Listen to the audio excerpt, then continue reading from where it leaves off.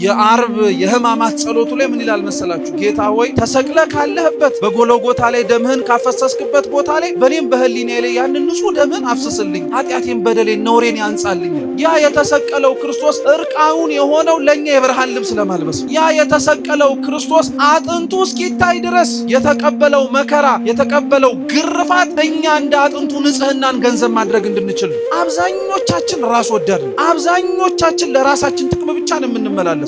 አብዛኞቻችን በጥቂቱ ለክርስቶስ አልታመንለት። ጊዜያችንን ለመስጠት ካልታመንለት እንዴት ህይወታችንን የምንሰጠው ይመስላችኋል? አሁንም ድረስ በኃጢአት በነውር በክፋት በበደል የምንመላለስ ሰዎች ስለሆነ የመስቀሉ ትርጉም ገና አልገባንም። በዓሉን የምናከብረው በክብረ በዓሉም ጭምር ስለ መስቀል ቤተክርስቲያን መላልሳ የምትሰብክበት ምክንያት መስቀል ትርጉሙ ምልክቱን ከማየት የሚጀምር ይሁን እንጂ ውስጡ ያለው ግን የክርስቶስ ሕማም የሰጠንን ህይወት ያወጣልንንና ያስገኘልንንም ጭምር ነገር መረዳት ላይ ስለሚያተኩር ስለኛ ሲል መናቅን ስለኛ ሲል አቅም የሌለው ሆኖ መቆጠርን ወደደ ፈቀደ። በቃ በዚህ መንገድ ነው ሊያገኘን የሚችል። በትዕቢት የወጣነውን በትህትና መልሶ ለማስገባት፣ በእብሪተኝነት ከሱ የራቅነውን በፍጹም ፍቅር ደግሞ በገመድ አስሮ ለማስገባት የክርስቶስ ይህን መንገድ መከተል ግድ ነው። ዛሬም ድረስ በነገራችን ላይ የክርስቶስ መስቀል ያልገባን ሰዎች በጣም ብዙ ሰዎች አሉ። የክርስቶስ መስቀል የድህነት ስራው የፈጸመው የቤዛነት ስራ በሙሉ ምን ማለት እንደሆነ ትርጉሙ ያልገባን ማለት። ትርጉሙ ያልገባን ማለት በነገራችን ላይ ክርስቲያኖች መሰቀሉን የማናውቅ ለማለት አይደለም። ሕማም መቀበሉ ለኛ ጭምር ያልተረዳን ለማለት አይደለም። እሱ የተረዳውና የገባው ሰው ህይወቱ በሙሉ ዋጋ እንደተከፈለለት ሆኖ ነው መኖር ያለበት። መስቀሉ አልገባንም የምንለው አኗኗራችን ዋጋ እንደተከፈለለትና አምላክ ህይወቱን ሰጥቶ የኛን ሞት እንደወሰደልን አይነት አይደለም። የክርስቶስን መስቀል ስታስቡ አብራችሁ የተቀበለውን መንገድም ጭምር እንዳትረሱት ክርስቲያኖች። ጌታችን ኢየሱስ ክርስቶስ ከሐሙስ ማታ ምሽት ጀምሮ እስከ ዓርብ ድረስ በቆየበት ቆይታው እያንዳንዱ መንገዱ ምንም አይነት የሰላም መንገድ አልነበር። በጣም ጭንቅ የበዛበት በጣም መከራም ጭምር ያየለበት ነበር። አይሁድና ሊቃነ ካህናት የላኳቸው ወታደሮች ግን ሰይፍ ይዞ የማያውቀውን ክርስቶስ ሰይፍ ይዘው ነበር ለመያዝ የመጡ። ገመድ ይዞ ያላዩትን አምላካቸውን እነሱ ግን አንገቱ ውስጥ ገመድ አስገብተው እየሳቡ እንደ ከብት ነው የወሰዱ። መውሰድ ብቻ አይደለም፣ በፊት ለፊቱም በጀርባውም እየጣሉ ነበር የወሰዱት። ያ ብቻ አይደለም፣ ፍርድ በማይደረግበት ፍርድ ቤትም ጭምር ተሰብስቦ የአይሁድ ሸንጎ ምንም አይነት ምክር በማይፈጽምበት በማታው ክፍለ ጊዜ ነበረ ክርስቶስ ሲከሰስ የነበረ። አንድ ሰው የሚሰቀል ከሆነ አይገረፍም፣ የሚገረፍም ከሆነ አይሰቀልም። ክርስቶስን ገርፈው ነው የሰቀሉት። ፍርድን አጉድለውበታል። በማታ መመርመር አይቻልም ብያቸዋል። እሱም ግን ይህንንም አድርገውበታል። ይህንን ሁሉ መከራ፣ ይህንን ሁሉ ጭንቅ፣ ይህንን ሁሉ ስቃይ ሲታገስና ዝም ብሎ አምላካችን ሲቀበለው የነበረው ከነሱ ከሚወርድበት ከጅራፉ ከነሱ ከጎነጎኑትና ራሱ ላይ ከጣሉበት ከሾህ አክሊሉ በላይ ጥልቅ ሆኖ ይሰማውና ያመው የነበረው የኛ ፍቅር ስለነበረ ሌላ ምንም ነገር ኖሮበት አይደለም። ያን ሁሉ መከራ ዝም ብሎ የታገሰው እኛን ስለሚወደን ብቻ ነው። ለእግዚአብሔር ቅዱስ ፈቃድ ባለችን ጥቂት ደቂቃ የሐዋርያው የቅዱስ ማቴዎስ ወንጌል ምዕራፍ 16 ከቁጥር 21 ጀምሮ ተጽፎ በሚገኘው አምላካችን መድኃኒታችን ኢየሱስ ክርስቶስ ባስተማረው የመጽሐፍ ቅዱስ ክፍል መነሻ አድርገን የምንማር ይሆናል። አስቀድሜ የመጽሐፍ ቅዱሱን ቃል ሁላችሁ መስማት እንድትችሉ በንባብ አሰማችሁና ቀጥሎ ወደ ትምህርታችን እንሄዳለን። እግዚአብሔር ከሁላችን ጋር ይሁን። የማቴዎስ ወንጌል ምዕራፍ 16 ቁጥር 21 ከዚያን ቀን ጀምሮ ኢየሱስ ወደ ኢየሩሳሌም ይሄድ ዘንድ ከሽማግሎችና ከካህናት አለቆች ከጻፎችም ብዙ መከራ ይቀበልና ይገደል ዘንድ በሦስተኛውም ቀን ይነሳ ዘንድ እንዲገባው ለደቀ መዛሙርቱ ይገልጥላቸው ጀመር። ጴጥሮስም ወደ እርሱ ወስዶ አይሁንብህ ጌታ ሆይ ይህ ከቶ አይድረስብህም ብሎ ሊገስጸው ጀመር። እርሱ ግን ዘወር ብሎ ጴጥሮስን ወደ ኋላ ይሄድ፣ አንተ ሰይጣን የሰውን እንጂ የእግዚአብሔርን አታስብምና እንቅፋት ሆነህብኛል አለው። በዚያን ጊዜ ኢየሱስ ለደቀ መዛሙርቱ እንዲህ አለ፣ እኔን መከተል የሚወድ ቢኖር ራሱን ይካድ፣ መስቀሉንም ተሸክሞ ይከተለኝ። ነፍሱን ሊያድን የሚወድ ሁሉ ያጠፋታል፣ ስለ እኔ ግን ነፍሱን የሚያጠፋ ሁሉ ያገኛታል። ሰው ዓለሙን ሁሉ ቢያተርፍ ነፍሱን ቢያጎድል ምን ይጠቅመዋል? ወይስ ሰው ስለ ነፍሱ ቤዛ ምን ይሰጣል? የሰው ልጅ ከመላእክት ጋር በአባቱ ክብር ይመጣ ዘንድ አለውና ያን ጊዜም ለሁሉ እንደ ሥራው ያስረክበዋል። እውነት እላችኋለሁ የሰው ልጅ በመንግስቱ ሲመጣ እስኪያዩ ድረስ እዚህ ከሚቆሙት ሞትን የማይቀምሱ አንዳንድ አሉ አለ። ስለ ቅዱስ ቃሉ የአምላካችን የልዑል እግዚአብሔር ስም የተመሰገነ ይሁን። ከቁጥር 21 ጀምሮ እስከ 28 ድረስ ባነበብነው የመጽሐፍ ቅዱስ ክፍል የምንማር ይሆናል። ለትምህርታችን ርዕስ የምናደርገው ቁጥር 24 ላይ ተጽፎ የሚገኘውን የመጽሐፍ ቅዱስ ክፍል ይሆናል። እስኪ እኔን በሉ። እኔን መከተል የሚወድ ቢኖር ራሱን ይካድ መስቀሉንም ተሸክሞ ይከተለኝ። እስኪ ድገሙት። እኔን መከተል የሚወድ ቢኖር ራሱን ይካድ መስቀሉንም ተሸክሞ ይከተለኝ። የመጨረሻ ሶስተኛ እስኪም በለው። እኔን መከተል የሚወድ ቢኖር ራሱን ይካድ መስቀሉንም ተሸክሞ ይከተለኝ።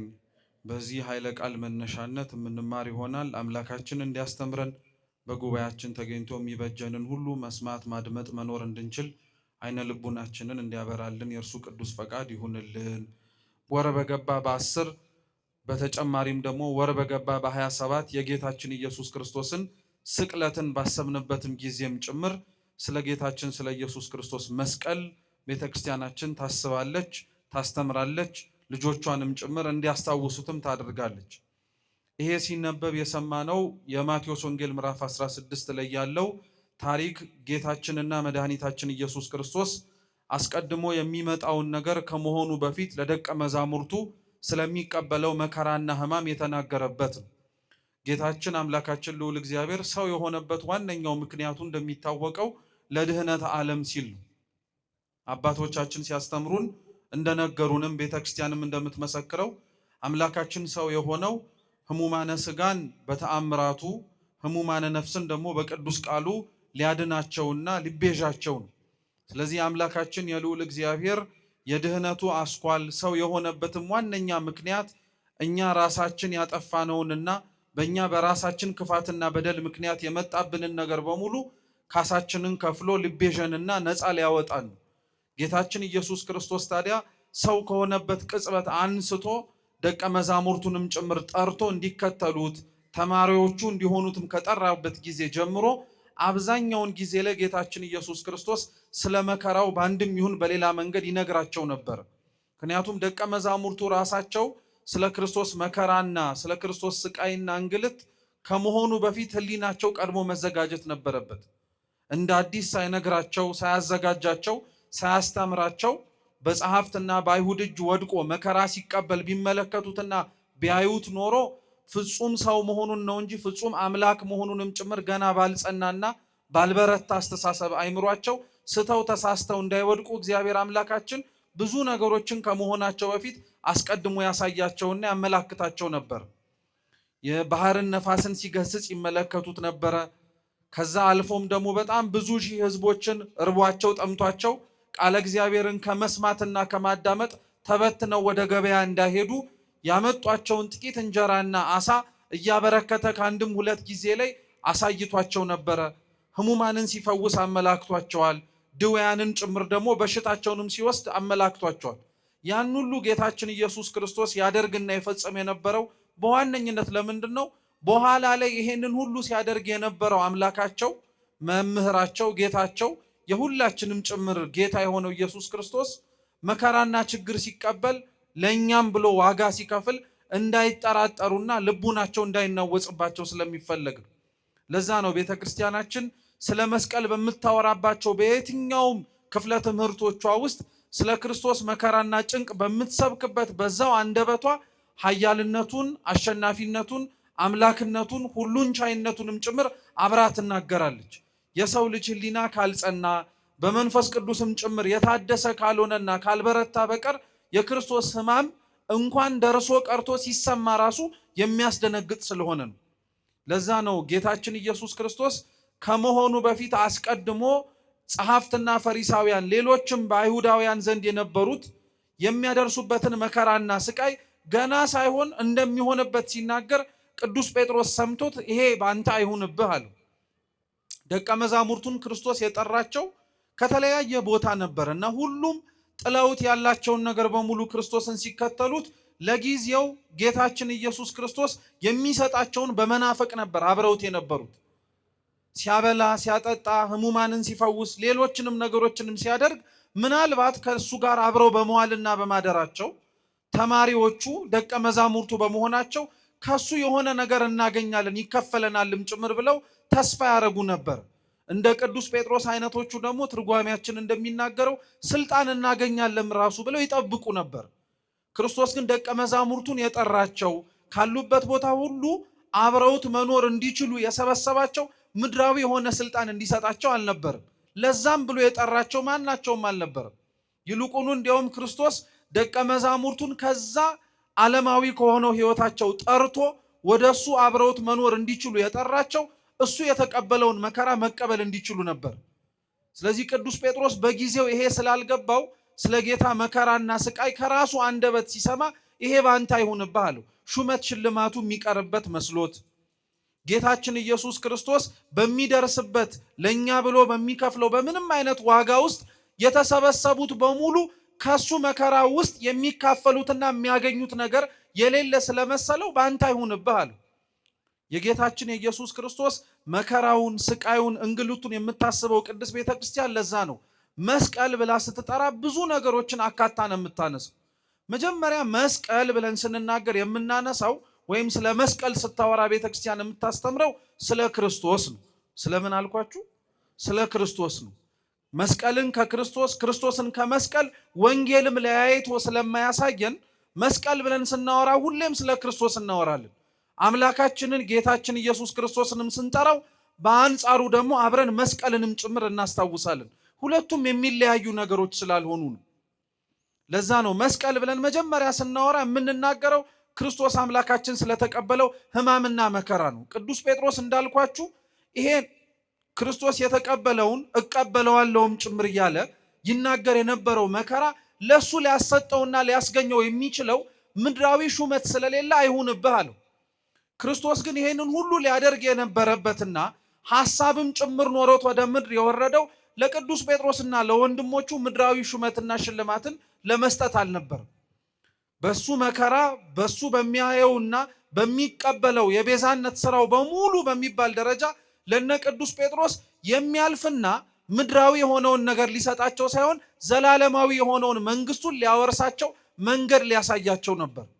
ለዛ ነው ጌታችን ኢየሱስ ክርስቶስ በመስቀሉና በተቀበለው ሕማም በሙሉ እሱ ካልሆነ በቀር ሊያደርገው የማይቻለውን ነገር በሙሉ አድርጎልናል። ለዛ ነው አምላካችን ከመሰቀሉ በፊት በመሰቀሉ የምናገኘውን ልክ እንደ ቅዱስ ጴጥሮስ ይሄ አይሁንብህ እንዳንል፣ ልክ እንደ ቅዱስ ጴጥሮስ ባልተሰቀለ እንዳንል በመሰቀሉ የምናገኘውን በረከትና በመሰቀሉ ምክንያት የምናገኘውን እጥፍ ድርብ ጸጋ እንድንረዳው በጣም በብዙ መንገድ አስተምሮናል። የመጀመሪያው እዛው ሐዲስ ኪዳን ላይ አምላካችን ኢየሱስ ክርስቶስ ያስተማረው ትምህርት አለ።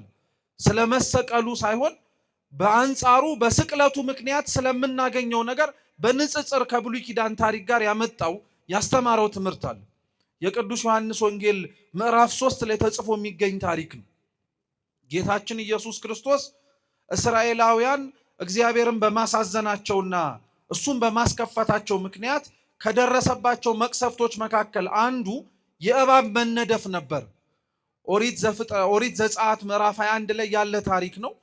ታሪኩ እንደሚያስረዳውና እንደሚናገረው ከሆነ እስራኤላውያን እግዚአብሔር ያደርግላቸው የነበረውን ከሰማይ መና ማውረዱን በምድርም ካለ አለት ላይ ንጹህ የሆነ ውሃንም ጭምር ሰጥቷቸው መጠጣቱ ልቡናቸውንና ስጋቸውን ጭምር ብቻ ሳይሆን ነፍሳቸውንም ሊያረካላቸው አልቻለም ነበር እና እግዚአብሔርን በጣም ያሳዝኑት ነበር።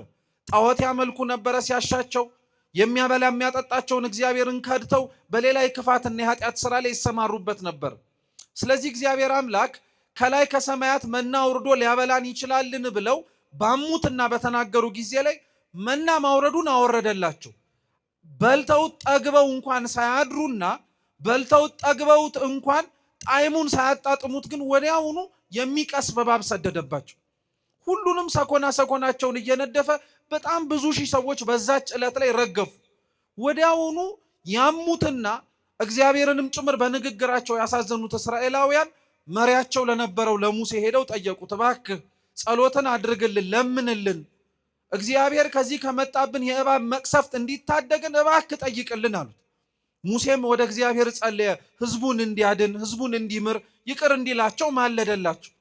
እግዚአብሔርም ለሙሴ አዘዘው፣ ከነሐስ የተሰራ እባብ በዓላማ ወይንም ደግሞ ከፍ ባለ እንጨት ላይ ሰቅለህ ለህዝቡ እንዲመለከቱት አድርጋቸው። ያንም በተመለከቱትና ባዩት ጊዜ ላይ እባብን የተነደፉት በመርዙም ጭምር ሊሞቱ የተቃረቡት በሙሉ ይድናሉ አለ። ጌታችን ኢየሱስ ክርስቶስ ይሄን ታሪክ ጠቅሶ ስለ ራሱ መሰቀል ከመሰቀሉ በፊት ነግሯቸው ነበር። ይሄን ታሪክ ያነሳው ለምን መሰላችሁ? የመሰቀሉን ጥቅም ማወቅ እንዲችሉ ነው። እስራኤላውያን ቀስፏቸው ከነበረና ሰኮናቸውን እየነደፈ ከመጣባቸው እባብ የዳኑት ሙሴ የሰራውን ከነሐሱ የተሰቀለውን ከፍ ብሎ የተንጠለጠለውን እባብ ተመልክተው ነበር።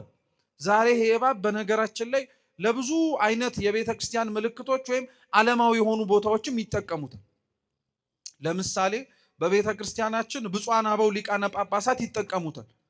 የሊቃነ ጳጳሳቱን ወይም ደግሞ ቅዱስ ፓትርያርኩን በትረ ሙሴ የተመለከታችሁት ከሆነ ከላዩ ላይ የነሐስ እባብ የሚመስል እባብ ምልክቶች አሉ። ታሪኩ የሚመነጨው ከዚህ ነው። ታሪኩ የሚመነጨው መነሻ ምክንያቱም ይሄን ነው። ይሄን ታሪክ የገባው ሰው ቅዱስ ፓትርያርኩ የሚይዙት የበትረ ሙሴ ምሳሌነቱና ዓላማውም ይረዳል። ከቅዱስ ፓትርያርኩ ውጪ ደግሞ ይሄ በዓላማ የተሰቀለውን እባብ ሌላ ቦታ ብትፈልጉት የምታገኙት ፋርማሲ ነው። ፋርማሲ ስትገቡ ወይ በፋርማሲ ታፔላ ላይ አይታችሁ አታውቁም? አይታችሁ አታውቁም? የቆመ እንጨት ላይ የተንጠለጠለ ወይም የተጠመዘዘ እባብ ቆሞ እና ብዙ ሰው ግራ ይጋባል። እባቡን ከፋርማሲው ጋር ምን አገናኙ? እባብኛ የምናውቀው መርዝ ሲኖረው ነው። ነድፎ ሰውን ሲያጠፋና ሲገድል ነው። የሚመጣበትም ሰው ሲጸየፈውና ዞር በልልኝ ብሎ ሲያባረው አሊያም ቀጥቅጦ ሲገለው ነው የምናውቀው። ይሄኛው እባብ ግን የተለየ ምስጢር ስላለው ይሄኛው እባብ አንደኛ ከነሐስ የተሰራ ነው። ምን ማለት ነው? ያ የነሐሱ እባብ ልክ እስራኤላውያንን ነድፏቸው ሕይወትን እንዲያጡ ሞት እንዲመጣባቸው እንዳደረገው እባብ መርዝ የሌለው እባብ ነው አንደኛ። ሁለተኛ ይሄኛው እባብ ከፍ ብሎ የተሰቀለ እባብ ነው። ያኛው መሬት ላይ እየሄደ ወይንም ደግሞ በመሬት ላይ እየተመላለሰ ሰኮና ሲነድፍ የነበረ ነው። ይሄኛው ግን ከፍ ብሎ የተሰቀለ እባብ ነው። ሶስተኛ ይሄኛውን እባብ እየተመለከቱትና እያዩት የሚሸሹት የሚርቁት ነው። ይሄኛው እባብን ግን በነሐሱ የተሰራውንና በዓላማ ላይ የተሰቀለውን ግን ለማየት የሚናፍቁት ነው። የሚሸሹት ስላዩትም ጭምር ደግሞ መዓትና መቅሰፍት ይመጣብናል የሚሉት አይደለም። ይሄ የተሰቀለው የነሐሱ እባብ የክርስቶስ ምሳሌ ነበር። የነሐሱ እባብ የክርስቶስ ምሳሌ ነበር። እንዳልኳችሁ የነሐሱ እባብ መርዝ የለው። ክርስቶስም እንደዚሁ ሁሉ ንጽሐ ጠባይ ያላደፈበት ኃጢአትም ጭምር የሌለበት ንጹሕ አምላክ ለመሆኑ ምሳሌ ነው። እየሰማችሁ ነው? ንጹሕ አምላክ ለመሆኑ ምሳሌ ነው። ሁለተኛው የነሐሱ እባብ የተሰቀለው ምኑ ላይ ነው? እንጨት ላይ ነው። ከፍ ብሎ ነው።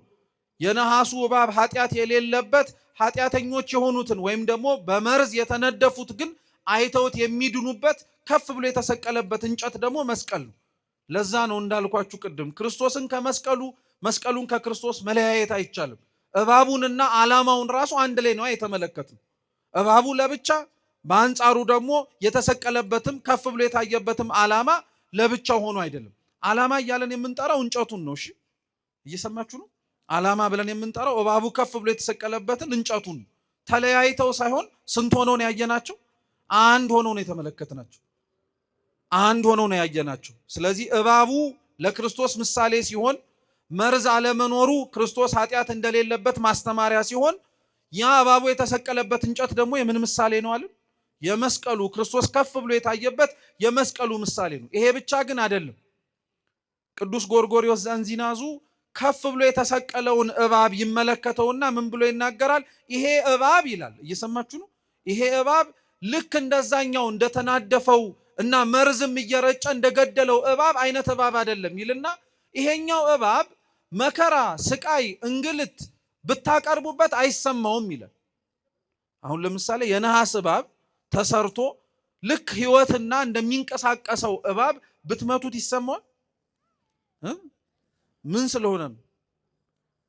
የነሐስ እባብ ስለሆነ ነው አይደል? እና ቅዱስ ጎርጎርዮስ ምን ይላል?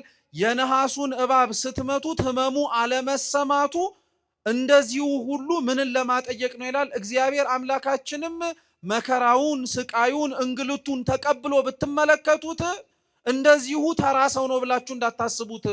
ህማሙ አለመሰማቱን ልክ የነሐሱን እባብ ስትመቱት ህማም አይሰማውም እንዳላችሁት ሁሉ በመለኮታዊነቱ በእግዚአብሔርነቱም ጭንቅና መከራ ላለመድረሱ ማሳያ ነው ይላል።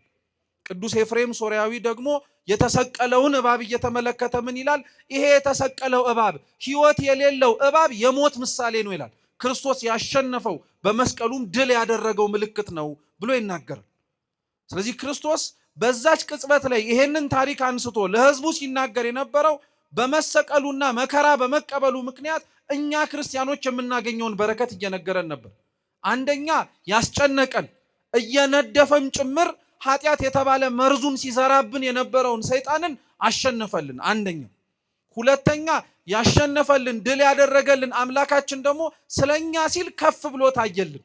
ምን ታርጎ ታየልን? ከፍ ተብሎ ታየልን። ስለኛ ሲል ማለት ነው። ስለኛ ሲል ከፍ ብሎ ሌላውን በሙሉ መመልከትና ማየት በሚችልበት ደረጃ ላይ ከፍ ብሎ ተመለከተልን። ክርስቶስ አንደኛ በዚህ ምሳሌ አስረዳቸው። ከዚህ ምሳሌ ውጪ ስለ ክርስቶስ መስቀል በሌሎች መጽሐፍትም ጭምር የምናገኘውን ጥቅም ደግሞ መጽሐፍ ቅዱሳችን ሲነግረን ለሁለተኛ ምሳሌ አድርገን የምናነሳው ሁለተኛ ነገሥት ምዕራፍ 6 ላይ ያለ ታሪክ ነው። የታሪኩ ባለቤት የኤልያስ ደቀ መዝሙር የነበረው ነቢዩ ኤልሳ ነው። ኤልሳ ከደቀ መዛሙርቱ ጋር ወይንም ደግሞ ነቢያት በጥንት ሰብስበው ያስተምሯቸው ከነበሩት ተማሪዎቹ ጋር አብሮ በሚሄድበት ጊዜ ላይ ተማሪዎቹ ምሳር ይዘን ወይንም ደግሞ የምንቆርጥበት መጥረቢያ ይዘን እንጨትም ቆርጠን ማረፊያ የሚሆነንን መቀመጫ የሚሆንብን ስፍራ እንስራ አሉ። ፈቀደላቸው፣ ስሩ አላቸው። ከደቀ መዛሙርቱ መካከል አንዱ በያዘው መጥረቢያ እንጨት ሲፈልጥ አቅራቢያው የነበረ ሐይቅ ወይንም ደግሞ ባህሩ የታቆረ ውሃ ስለነበረ ወዲያውኑ ይፈልጥበት የነበረው መጥረቢያው ወደ ውሃው ገባበትና ሰጠመበት። ያው መጥረቢያው መስጠሙ ያን ያክል የሚደንቅ ነገር አይደለም። ክብደት ያለው ነገር ስለሆነ ግዴታ ወደ ውሃው ውስጥ መስረግ አለበት፣ መግባት አለበት። ወዲያውኑ ያደቀ መዝሙር ደነገጠና ወደ ኤልሳ ሄዶ ነገረው። የተበደርኩት የራሴ ያልሆነ የሰው መጥረቢያ ነው። እንጨት ልፈልጥ ስል ወደ ውስጥ ገባብኝና አሁን እንዴት ብዬ ላውጣው? ጠፍቶብኛል። ምን እባክህ እርዳኝ ብሎ ለኤልሳ ነገረው። ነቢዩ ኤልሳ ምን አደረገ? ከዙሪያው መካከል ከነበሩት የእንጨት ቅርፊቶች ወይም እንጨት አነሳና ባህሩ ላይ ጣለው። እየሰማችሁ ነው? ባህሩ ላይ ሲጥለው ኤልሳ የጣለው እንጨት ወደ ውስጥ ሰረገ። የሰረገው ብረት ደግሞ እንጨቱ ወደ ውሃው ውስጥ ሲገባ ከፍ ብሎ ወጣ። ያም ሰው የጠፋበትን ወይንም ደግሞ ተበድሬው ነበረ ሰው ሊቆጣኝ ይችላል ያለውን መጥረቢያ ተማሪው ይዞት ወጣ። ምን ለማለት ተፈልጎ ነው? በተፈጥሮ ወይንም ደግሞ በምናውቀው መንገድ እኛ የምናውቀው እንጨት ሲንሳፈፍ ነው እንጂ ወደ ውስጥ ሲገባ አይደለም።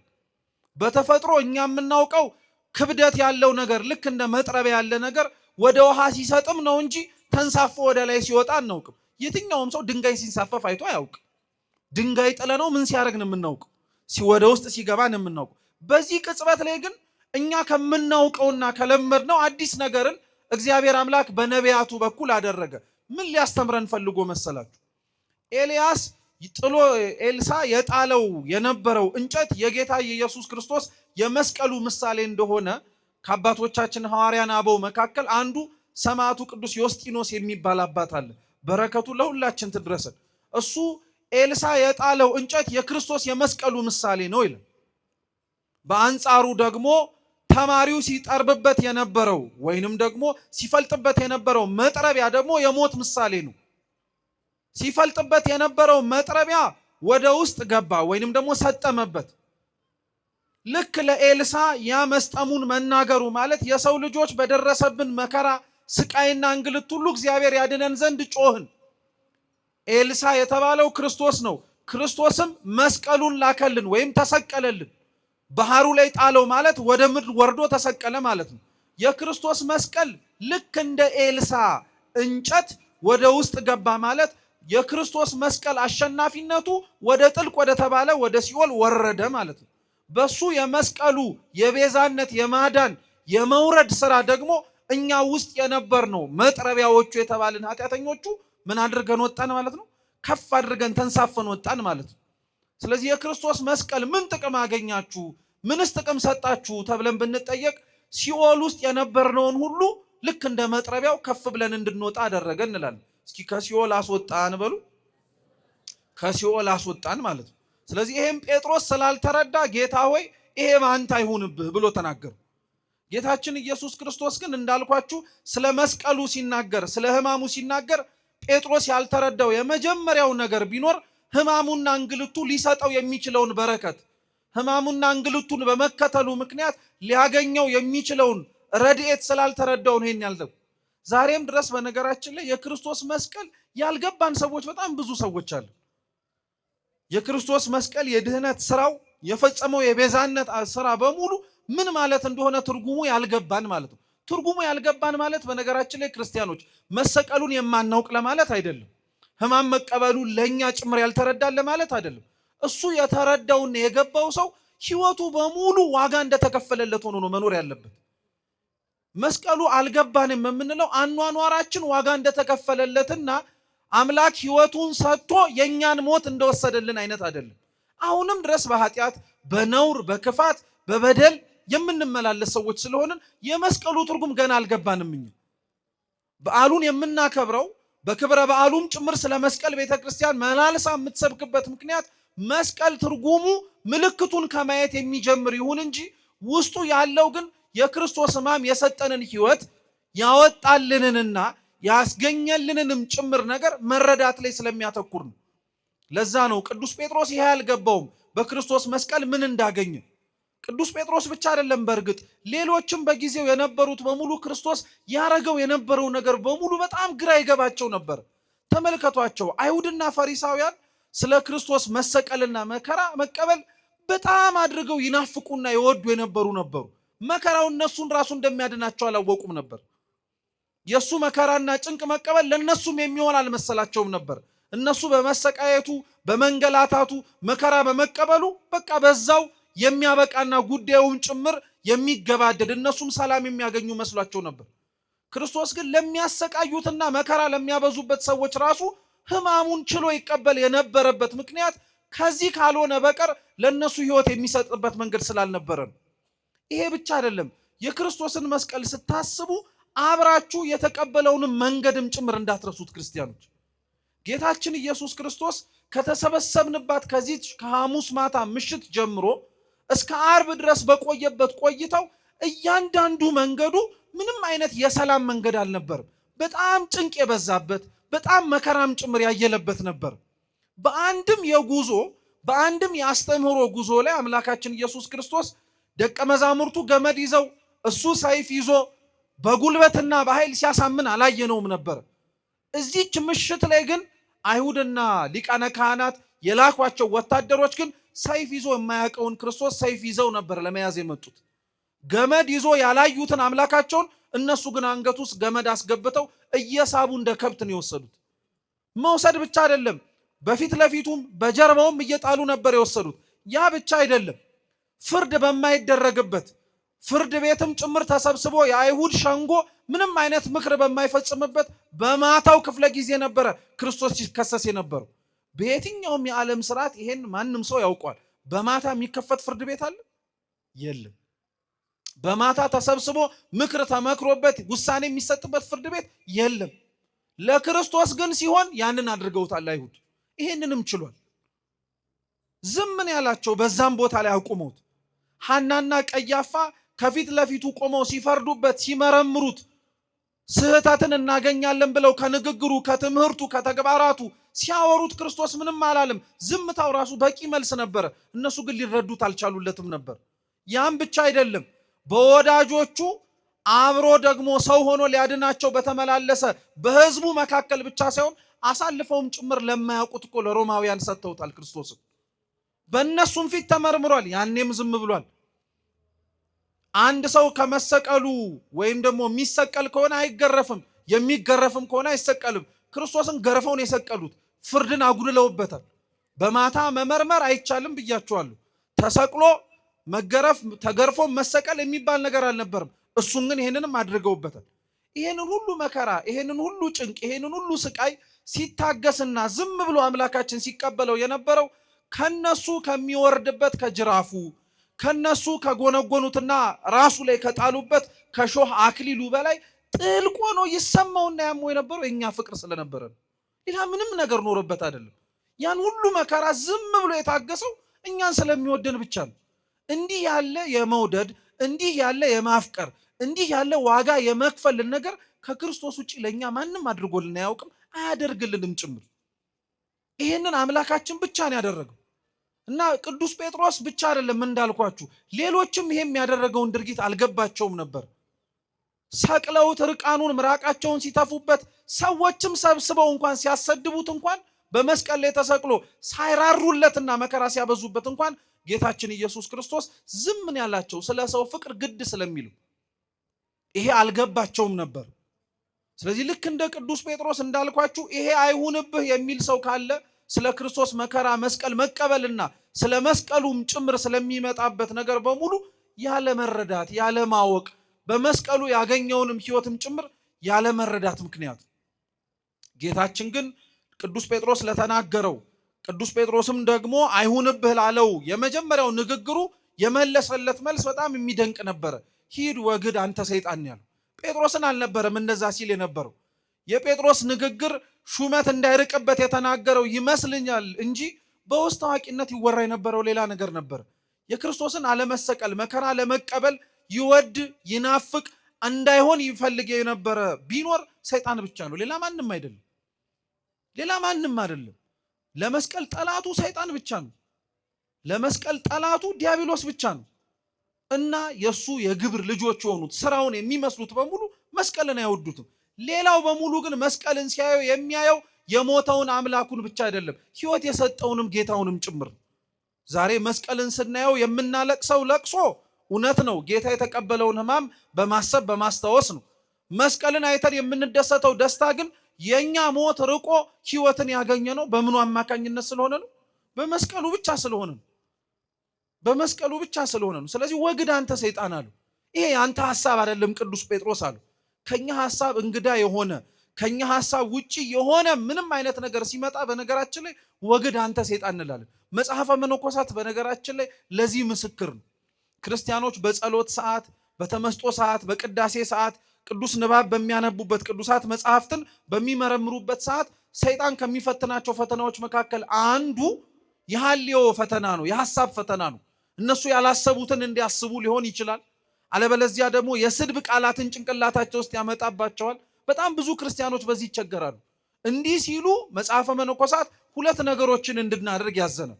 አንደኛ በትምህርተ መስቀል አማትባችሁ ልክ ክርስቶስ ለቅዱስ ጴጥሮስ እንዳለው ወግድ አንተ ሰይጣን በሉ ይላል። ሐሳቡ የእናንተ ሳይሆን የማን ስለሆነ? የጠላት ስለሆነ።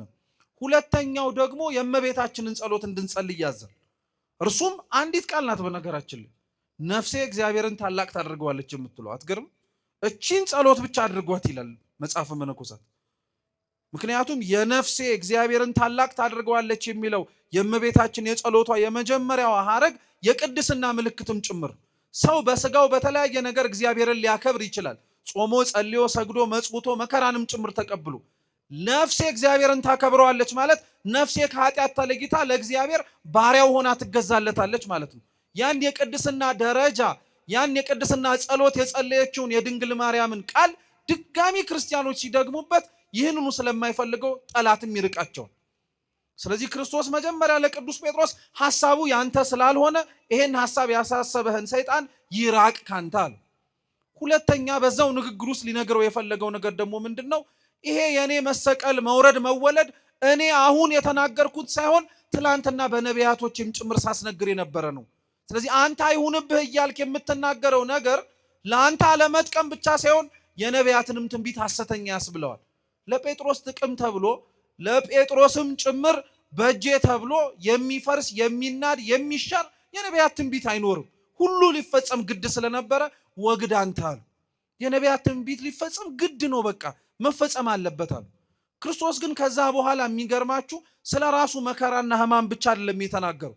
ቀጠለና መስቀል ያለውን ሁለተኛውን ትርጉም ተናገረ። እንዳልኳችሁ መጀመሪያ መስቀሉ ያለው ትርጉም የማንን ሕማም እንድናስብ ነው አልኳችሁ? የማንን? የክርስቶስን ሕማም ማሰብ እንድንችል በዛ ሕማም ውስጥ ያገኘነውን በረከትም ጭምር ተናግረናል። አንደኛው በነሐሱ እባብ ያገኘነውን በምሳሌ ክርስቶስ አስተምሮ የነገረን ነገር ቢኖር እግዚአብሔር አምላካችን የተቀበለው ዕዳ በደላችንን የተሸከመው ንጹሐ ባህሪ ሆኖ ምንም ነውርና ነቀፋ ሳይገኝበት ነው። እሱን እንድናስብ ያደርገናል። በኤልሳ ታሪክ ውስጥ ደግሞ በመስቀሉ ክርስቶስ የመሰቀሉ ምክንያት እኛን ከጠለቅንበት ከገባንበት ከሲኦል አዘቅት ውስጥ ምን አድርጎናል አለ? አውጥቶናል አለ። ይሄ ቢያንስ በትንሹ ልናውቀው የሚገባ በቅዱስ መስቀሉ በጌታችን ሕማም መቀበሉ የምናገኛቸውና የምናውቃቸውም ጭምር በረከቶቻችን ናቸው።